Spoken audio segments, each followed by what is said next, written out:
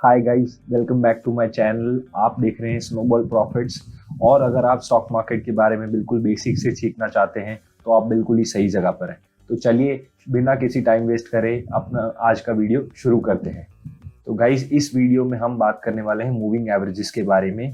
तो moving averages से बात करने से पहले अगर आपने हमारा पुराना वीडियो नहीं देखा है जिसमें मैंने ट्रेंड्स और मार्केट कैसे मूव करता है उसके बारे में समझाया था, तो प्लीज अगर आपने उस वीडियो को नहीं देखा है तो उसका लिंक डिस्क्रिप्शन में भी है और मैं इस आई कार्ड में भी डाल दूंगा। ठीक है, तो आप उस वीडियो को इस वीडियो के बाद जरूर देख लीजिएगा।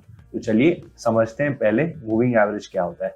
गाइस, हमको ये तो मालूम है कि मूविंग मार्केट कभी भी हमेशा एक स्लोप में मूव नहीं करता है या फिर एक डायरेक्शन में कंटिन्यूअसली मूव नहीं करता है। वो हमेशा अगर ऊपर जाता है तो थोड़ा सा रिट्रेस जरूर करता है और मार्केट काफी ज्यादा नॉइस भी क्रिएट करता है। तो और इस नॉइस से बचने के लिए हम मूविंग एवरेजेस का यूज करते हैं। तो चलिए समझते हैं मूविंग एवरेज क्या होता है।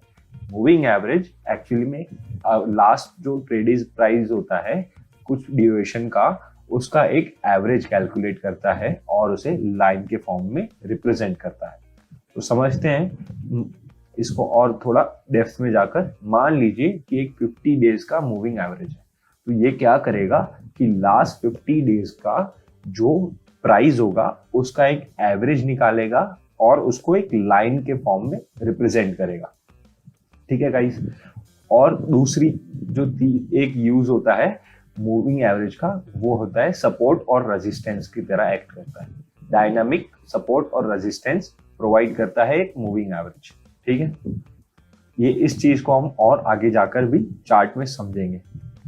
एक और तरीका होता है मूविंग एवरेज को यूज करने का, वो होता है अपना स्टॉप लॉस ट्रेल करने के लिए। तो इसको भी हम आगे जाकर समझेंगे। ठीक है गाइस, तो देखिए ये निफ्टी 50 का चार्ट है डेली टाइम फ्रेम पर, जिस पर मैंने 50 मूविंग एवरेज प्लॉट किया है।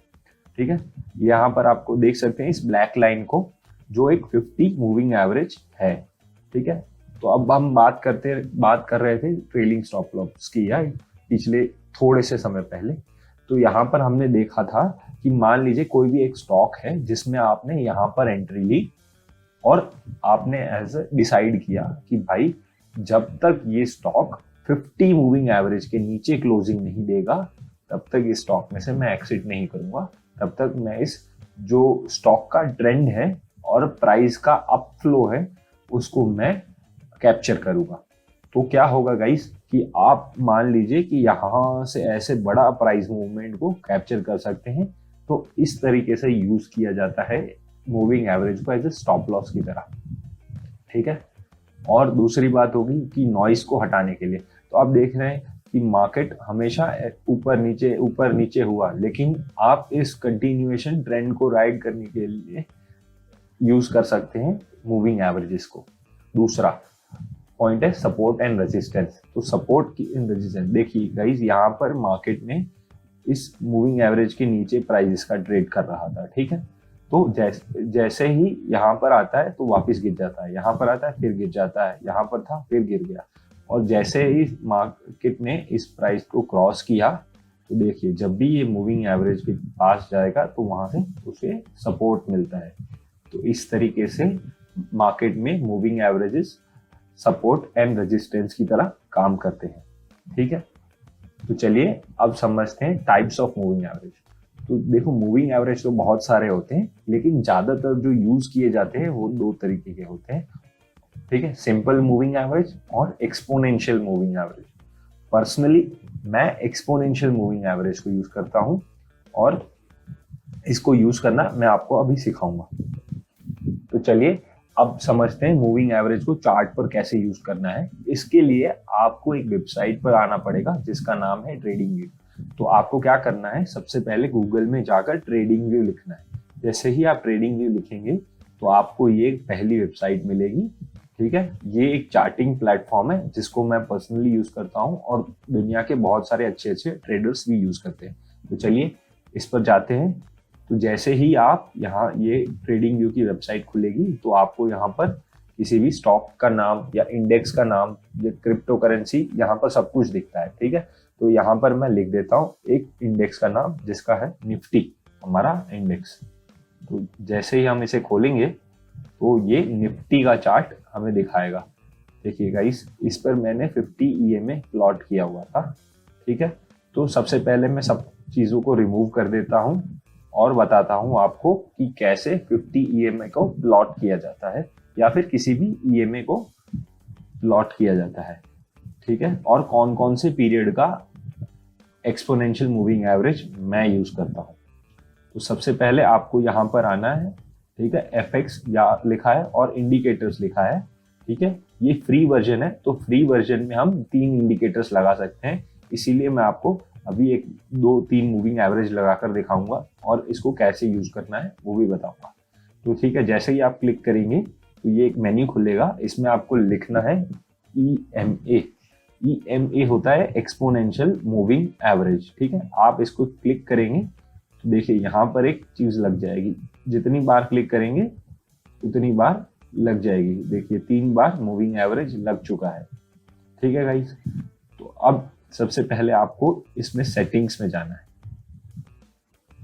तो जनरली आपको जो भी मूविंग एवरेज का लेंथ पसंद हो, जैसे कि मैं यूज करता हूं 20, 50 और 200 मूविंग एवरेज, तो 20, 50 और 200 मूविंग एवरेज को हम यहाँ पर प्लॉट करेंगे अभी। तो सबसे पहले जो भी, अगर मुझे 20 मूविंग एवरेज चाहिए तो इस लेंथ में हमें लिखना होगा 20, ओके। उसके बाद हमें जाना होगा स्टाइल में। स्टाइल में से मैं इस लाइन को थोड़ा सा थिक बना रहा हूँ और इसको ब्लू कलर में ही रहने देता हूँ। तो सबसे पहला जो EMA होगा वो 20 मूविंग एवरेज होगा, ठीक है, 20 पीरियड का एक्सपोनेंशियल मूविंग एवरेज।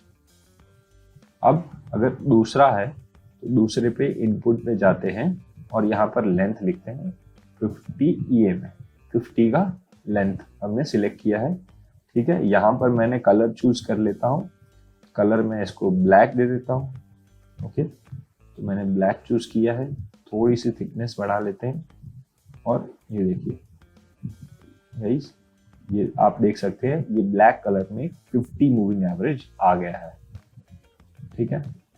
और अब चलो तीसरा मूविंग एवरेज प्लॉट करते हैं, 200 मूविंग एवरेज।